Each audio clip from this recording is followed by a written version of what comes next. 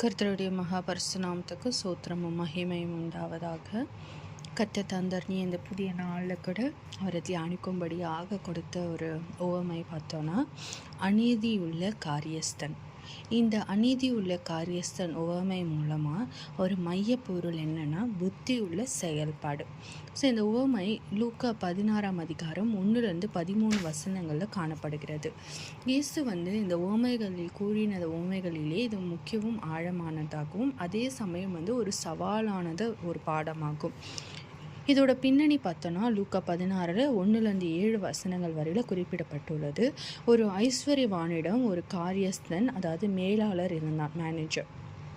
அவன் தன் எஜமானுடைய ஆஸ்திகளை வீணடிக்கிறவனாக என்று குற்றம் சுமத்தப்பட்டது. ஸோ அவனை வேலையிலிருந்து நீக்க முடிவு செய்த பொழுது அவன் என்ன பண்ணானா, தன்னுடைய எதிர்காலத்திற்காக ஒரு தந்திரமான திட்டத்தை தீட்டினானா.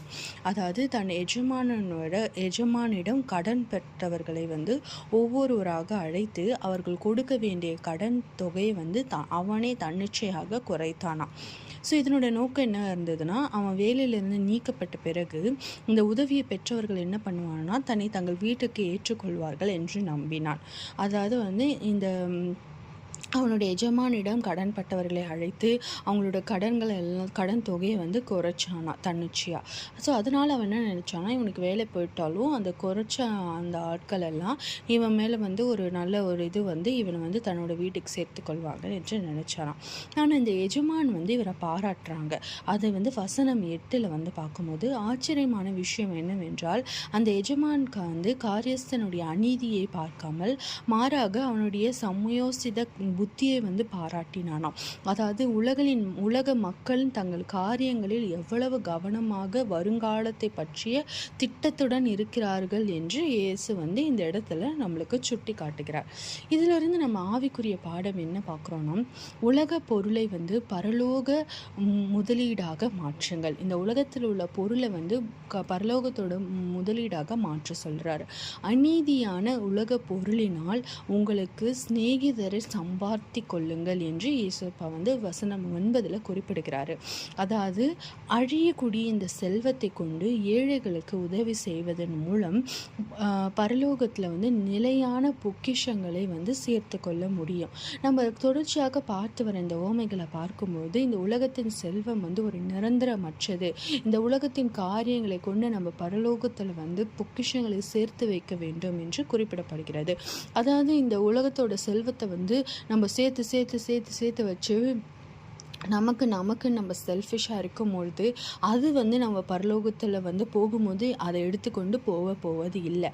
மாறாக நம்ம தேவனுடைய ராஜ்யத்தை எப்படி கட்ட முடியும்னா, பரலோகத்தை எப்படி பொக்கிஷத்தை சேர்த்து வைக்க முடியும்னா, இந்த நிலையில்லா இந்த ஒரு செல்வத்தை கொண்டு நம்மளால் முடிந்த வரைக்கான ஏழைகளுக்கு உதவி செய்யும் பொழுது அப்படி செய்யும் பொழுது இந்த பொக்கிஷத்தை நம்மளால் சேர்த்து கொள்ள முடியும். அடுத்ததாக பார்த்தோன்னா, சிறிய காரியத்தின் உண்மை. அதாவது கொஞ்சத்தில் உண்மை உள்ளவன் அநேகத்தில் உண்மை உள்ளவனாய் இருப்பான் என்ற வசனம் நமக்கு தெரிந்த ஒன்று. இந்த உலக பிரகாரமான செல்வத்தை கையாள்வதில் நம்ம உண்மையாக இருந்தோம்னா தேவன் ஒரு ஆவிக்குரிய மெய்யான பொருளை நம்மிடம் ஒப்படைப்பார். அதாவது இப்போ நம்ம ஒரு வேலை செய்கிற இடத்துலையோ இல்லை நம்ம குடும்ப சூழ்நிலைகளோ எந்த ஒரு சூழ்நிலைகளை இருக்கும் பொழுது நம்ம கிட்ட கொடுக்கப்பட்ட ஒரு பொறுப்பை நம்ம கவனமாக அதை நியாயமாக நமக்கு உத்தமமாக தேவனுக்கு உண்மையாக அந்த காரியத்தை நம்ம செய்யும்பொழுது, ஒரு சிறிய காரியமாக இருந்தால் கூட அது ஒரு பெரிய பொறுப்புன்னு கிடையாது. நீங்கள் ஒரு சின்ன ஒரு காரியம் உங்கள் இடத்துல பொறுப்பை ஒப்படைக்கப்பட்டாலும் அந்த சிறிய காரியத்தில் கூட உண்மையாக இருக்கும்பொழுது தேவன் நம்மளை அநேகத்தில் ஆசீர்வதிக்க வல்லவராயிருப்பார். அப்படி நம்ம சிறிய காரியத்தில் கூட நம்ம தேவனுக்கு என்று உண்மையாக இருக்கும் பொழுது அவர் மெய்யான பொருளை நம்மிடம் ஒப்படைப்பவராக இருப்பார். இரு எஜமான்கள், அதாவது எந்த ஒரு மனிதனும் ஒரே நேரத்தில் தேவனுக்கும் உலக பொருளுக்கும் ஊழியம் செய்ய முடியாது. நம் இருதயத்தில் எதை நேசிக்கிறது என்பது முக்கியமான ஒரு காரியமாகும். இரு எஜமான்களுக்கு நம்மளால் ஊழியம் செய்யவே முடியாது. அதாவது உலகத்தின் செல்வம் என்பது நம்மளுடைய தேவை மாத்திரமே, அதுவே நம்மளுடைய வாழ்க்கை கிடையாது.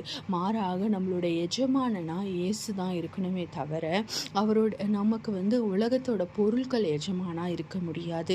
நம்மளே நம்ம அறியாமல் அந்த செல்வத்துக்கு நம்ம அதிக முக்கியத்துவம் கொடுக்கும்போது அது நம்மளுக்கு எஜமானா மாறிவிடும். அதாவது நம்ம ஒரு காரியத்தை பார்க்கும்போது அதோட கண்ட்ரோல் நம்ம கையில் இருக்கணுமே தவிர நாம் அதோட கண்ட்ரோலில் இருக்கக்கூடாது. தேவனிடம் மாத்திரம்தான் நாம் கண்ட்ரோலில் இருக்கணும். நம்மளோட வாழ்க்கையின் கண்ட்ரோல் தேவனிடத்தில் மாத்திரம்தான் இருக்கணுமே தவிர உலக காரியங்களோடு உலக செல்வத்தோடு உலகத்தரமான ஒரு நிலையில்லா இந்த உலகத்தில் இருக்கிற காரியங்கள் மத்தியில் நம்ம அதுக்கு எஜமானனா நம்மளுக்கு அது எஜமானனாக இருக்கவே கூடாது. நம்மளுக்கு எஜமானன் என்பது ஒரே ஒருவர் தான், அது நம்ம தேவன் மாத்திரம்தான் என்பதில் நாம் உறுதியாக இருக்க வேண்டும். ஸோ இந்த 3 காரியங்கள் தான் நம்ம இந்த ஒரு உவமை மூலமாக கற்றுக்கொள்ள முடியும். அதாவது இந்த உலகத்தில் உள்ள பொருளை பரலோக முதலீடாக எப்படி நம்ம மாற்றுவது என்பதை நம்ம பார்க்க வேண்டும். சிறிய காரியத்திலும் நம்ம உண்மையாக இருக்கும் பொழுது தேவன் நம்மளை அநேகத்தில் ஆசிர்வதிக்க வல்லவராக இருப்பார். இரு எஜமானங்களுக்கு ஊழியம் செய்ய முடியாது. நம்ம வாழ்வில் ஒரே எஜமானனால் இயேசு கிறிஸ்துவ மாத்திரம்தான் இருக்க வேண்டும்.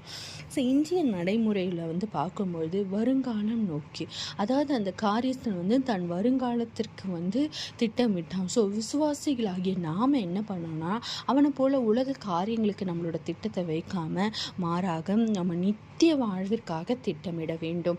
அதுதான் இந்த உலக பொருளை கொண்டு நம்ம நித்திய வாழ்விற்கான திட்டத்தை வைக்க முடியும். நம்ம இந்த வாழ்க்கையில் நம்ம சேமிப்பதோ வருங்காலத்தை குறித்து நம்மளோட பிள்ளைகளுக்கு சேமிப்பது அதெல்லாம் ஒரு அவசியமான ஒன்று தான். நான் சொல்வது பிரகாரம் அது தேவைக்கு மாத்திரம்தான் இருக்கணுமே தவிர அதற்கு நாம் அடிமையாகி விடக்கூடாது. நம்மளுக்கு தேவையை மிஞ்சி நாம் வைத்திருக்க கூடாது. மாறாக அதை வைத்து நம்ம நித்திய வாழ்வை எப்படி பொக்கிஷத்தை சேர்த்து வைக்க முடியும் பரலோகத்தில் என்பதில் நம்ம கவனமாக இருக்கணும். அதற்கு சேர்த்து வைப்பதன் முயற்சியிலும் நம்ம வாழ்க்கை நகரணும். பணம் ஒரு கருவி. பணம் என்பது ஒரு எஜமானன் அல்ல, அது ஒரு கருவி, அவ்வளோதான். கர்த்தருடைய ராஜ்யத்தை கட்ட ஒரு பணம் தேவைப்படாது. மாறாக நாம் செய்கிற நன்மைகளும் நாம் தேவனுக்கு உண்மையாக இருக்கும் பொழுது அந்த ஒரு சுபாவங்களும் தான் அது கட்ட ஒரு கருவியாக பயன்படுத்தப்படும். உக்கிரானத்துவம், அதாவது நம்மிடம் உள்ள அனைத்தும் நேரம், திறமை, செல்வம் எல்லாமே தேவனுடைய, நாம் அதற்கு பொறுப்பாளராக மட்டுமே, எஜமான்கள் அல்ல. அது தேவனுடையது. தேவன் இந்த உலகத்தில் நம்ம இன்மைக்குரிய வாழ்க்கைக்கு தான் வைத்திருக்கிறார். மாறாக நம்ம மறுமையில் எப்படி இருப்போம், பரலோகத்தில் எப்படி இருப்போம் என்பது நம்ம இன்மைக்குரிய இந்த நிலையற்ற உலகத்தில் வாழ்கிற வாழ்க்கையை சார்ந்ததாக தான் இருக்கும் என்பதை நம்ம நித்த ஒவ்வொரு நொடியும் அதை நம்ம நினைவில் வைத்து கொள்ள வேண்டும். ஒவ்வொரு நொடியும் நம்ம வாழும்போது நம்ம எப்படி இங்கே வாழுறோமோ அந்த வாழ்க்கையின் பிரதிபலிப்பாக தான் நம்மளுடைய நித்திய பரலோக வாழ்க்கை இருக்கும் என்பதில் நாம் கவனமாக இருக்க வேண்டும். இங்கே உள்ள காரியங்களுக்கு நம்ம முக்கியத்துவம் கொடுத்து அதுக்கு நம்ம அடிமையாகி அதை நம்மளுக்கு எஜமான ஆக்கி வைத்திருந்தோம் என்றால் நம்மளுடைய மெய்யான எஜமான நம்ம இழந்து விடுவோம். மெய்யான மறுமை நிரந்தர வாழ்க்கையான நித்திய பரலோக வாழ்க்கையை நம்ம இழந்துடக்கூடும் என்ற ஒரு பயம் நம்ம வாழ்க்கையில் எப்பொழுதும் இருக்க வேண்டும். அந்த பயம் நம்ம இருதயத்தில் இருக்கும் பொழுது எந்த ஒரு தவறும் நம்ம வாழ்க்கையில் நடக்காது. நம்ம தேவனை மாத்திரம் எஜமானராய் கொண்டு நித்திய வாழ்க்கையை எப்படி அடைவது என்பதில் நாம் கவனம் செலுத்துபவர்களாக இருப்போம். ஸோ இன்றைய நாளில் தேவன் நம்மளிடத்தில் பேசக்கூடிய காரியம் இதுதான். உலக பொருளை கொண்டு நம்ம அதுக்கு அதை நமக்கு எஜமான்களாக இருக்க விடாமல், அதுக்கு நம்ம அடிமைகளாக இருக்க விடாமல், மாறாக தேவனிடத்தில் நம்ம உண்மையாக இருந்தோம் என்றால், நம்ம கொஞ்சத்தில் உண்மையாக இருக்கும் பொழுது அவர் நம்மளுக்கு மெய்யான பொருளான நம்மளுக்கு ஜீவ கிரீடத்தை சூட்ட வல்லவராய் இருப்பார். அதன் மூலம் நம்ம நித்தியமாய் அவருடன் வாழ்வதற்கான பொக்கிஷத்தை நம்மளால் சேர்த்து வைக்க முடியும் என்பதை நாம் நினைவில் கொண்டு ஒவ்வொரு நாளும் நம்ம இருதயத்தில் ஒரு பயம் எப்பவுமே இருந்துட்டு இருக்கணும். தேவன் இங்கே நம்ம வாழ்கிற வாழ்க்கை நம்ம பரலோக வாழ்க்கையை பிரதிபலிக்கும், அதை டிசைட் பண்ணும் என்ற பயம் நம்ம இருதயத்தில் இருக்கும் பொழுது நிச்சயமாய் தேவனுக்கு நாம் உண்மையாக வாழ்வோம். ஜெபிக்கலாமா? நேற்றும் இன்றும் மாறாத என் நல்ல தகப்பனே பா, இதோ இந்த இரவேளையில கூட தகப்பனே நீர் தந்த இந்த கிருபைக்காக இரக்கத்திற்காக நன்றி அப்பா. அப்பா ராஜா, இதோ இந்த நாளில் கூட அப்பா உவமையை குறித்து நாங்கள் அப்பா தியானிப்பதன் மூலமாய், அந்த வார்த்தைகளை கேட்பதன் மூலமாய் ராஜா அப்பா நாங்கள் நித்தமும் ராஜா இந்த இம்மைக்குரிய வாழ்க்கையில் நாங்கள் அடிமையாகி போய்விடாதபடி அப்பா, இந்த உலகத்தோட காரியங்களுக்கு நாங்கள் முக்கியத்துவம் கொடுத்து அப்பா உம்மை இழந்து விடாதபடி நாங்கள் எச்சரிக்கையாக இருக்கும்படியா எங்களை எச்சரித்து அருளுங்க அப்பா.